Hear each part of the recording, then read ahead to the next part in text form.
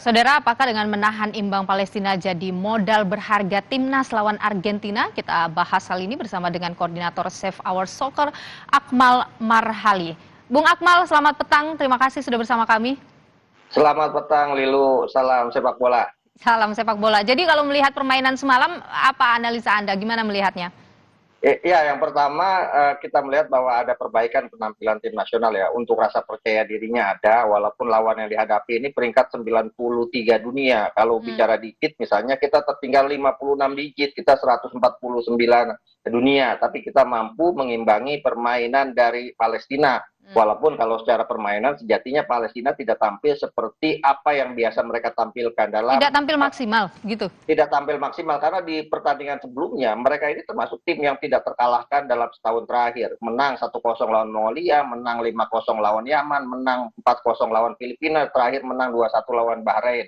Nah, kali ini mereka tampil tidak begitu maksimal. Pelatih Makram Dabot menyebut satu faktor cuaca, kedua faktor absennya beberapa pemain pilar mereka, Uday Dabah, Sajid Gol, kemudian Naim Abu Aker, Jonathan Castilana, Mudai Al-Batat dan Ammar Kadaura ini yang membuat mereka tidak tampil maksimal. Mereka hanya main 10 menit awal yang menekan Indonesia, selanjutnya mereka lebih banyak bertahan. Dan sayangnya kesempatan ini tidak dimaksimalkan oleh lini depan kita. Kalau bicara statistik misalnya kita menang ball position 59 berbanding 41%. Kemudian bicara peluang ada 12 peluang dengan 6 on target. Sementara Palestina hanya punya 6 peluang dan 1 on target. Artinya ada 6 peluang yang kita tidak bisa maksimalkan menjadi gol. Ini yang disayangkan oleh pelatih Jadi, Sintayong gitu kan. jadi kalau Anda mau bilang bahwa sudah Palestina mainnya tidak maksimal, tim Indonesia pun tidak bisa membobolnya, begitu?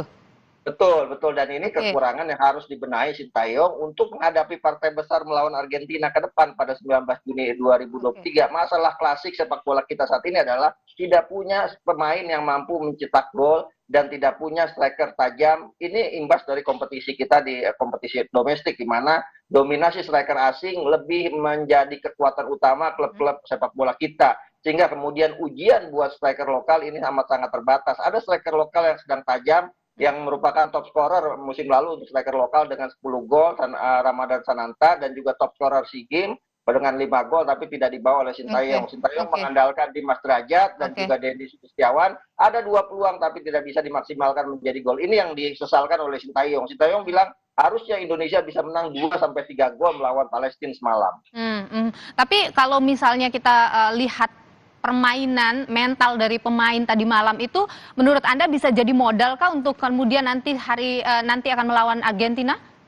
Ya, kalau secara permainan, secara mental ini bisa menjadi kekuatan buat tim nasional kita menghadapi Argentina yang merupakan juara dunia dan peringkat 1 FIFA. Tapi bicara permainan, kita harus jujur, kita kalah jauh dibanding Argentina misalnya. Oke. Nah, ini yang kemudian harus kita perbaiki bahwa besok melawan Argentina pada 19 Juni ini lebih kepada ujian mental bagaimana para pemain kita tidak minder menghadapi peringkat 1 dunia dan juara dunia. Ini penting, karena ke depan sikap minder ini yang akan selalu selama ini sikap minder ini yang selalu menjadi problem utama sepak bola kita ketika berhadapan dengan tim-tim yang kualitasnya di atas kita.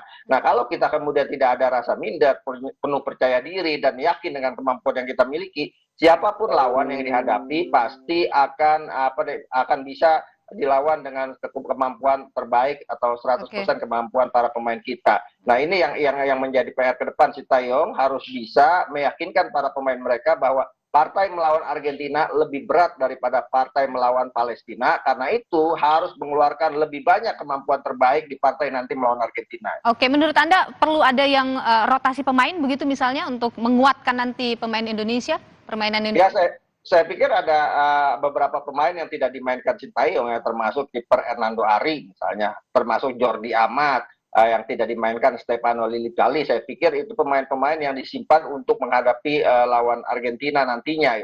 Walaupun misalnya Argentina tidak datang dengan Lionel Messi, tapi kekuatan Argentina ini dua tingkat bahkan di atas kita. Ada Julian Alvarez misalnya yang baru saja meraih treble winner bersama Manchester City. Kemudian ada Enzo Fernandez, ada Alessandro Garnacho. Ini pemain-pemain muda yang setara, misalnya Garnacho ini kan setara dengan dengan Witan Sulaiman, kemudian juga seusia dengan Aran Pratama, tapi kemampuan dan kualitasnya sudah terasa di klub besar seperti Manchester United. Nah, ini yang apa yang membedakan tim nasional Indonesia dengan Argentina, dan karena itu melawan Argentina kunci utamanya adalah kita harus punya mental untuk menjadi pemenang Oke, walaupun misalnya nantinya kalah gitu. Yang oke. kedua, kita tidak boleh kemudian merasa apa ya, inferior berhadapan dengan Argentina, merasa sudah kalah duluan sebelum masuk lapangan. Mhm, mhm.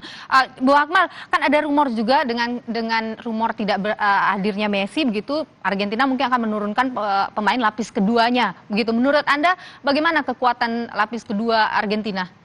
Ya, lapis pertama Argentina, lapis kedua Argentina tidak ada bedanya gitu kan. Mereka Oke. peringkat satu dunia, mereka juara dunia yang secara umum bisa jadi pemain lapis keduanya lebih punya motivasi menang lebih besar dibanding pemain utama. Kenapa? Karena mereka ingin menunjukkan ini ada kesempatan buat mereka tampil bersama tim nasional Argentina, dan kesempatan ini pasti dimaksimalkan. Misalnya di posisi sayap kiri, Angel Di Maria tidak dimainkan, tapi ada Alessandro Garnacho. Pastinya dia akan tampil semaksimal mungkin untuk membuktikan bahwa dia siap untuk menggantikan posisi Di Maria. Kemudian di lini depan ada Julian Alvarez. Pastinya Julian Alvarez akan membuktikan dirinya bahwa dia punya kualitas lebih dari Lautaro Martinez, misalnya lebih dari Lionel Messi, yang memang disiapkan untuk menjadi pengganti Messi yang sudah 35 tahun. Messi ini usia bersepak bolanya paling tinggal 2-3 tahun ke depan. Apalagi Messi sudah mengatakan bahwa dia kemungkinan tidak akan lagi tampil di Piala Dunia 2026.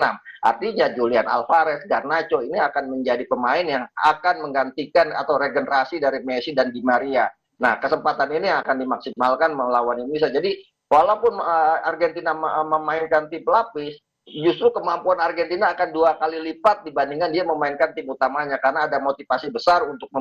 membuktikan kualitasnya gitu. Baik, jadi mental pemain harus benar-benar dikuatkan nanti ya untuk pertandingan Indonesia versus timnas Argentina. Terima kasih Bung Akmal Betul. Marhali sudah berbagi pandangan di Kompas Petang. Sehat selalu. Terima kasih, salam sepak bola. Salam sepak bola.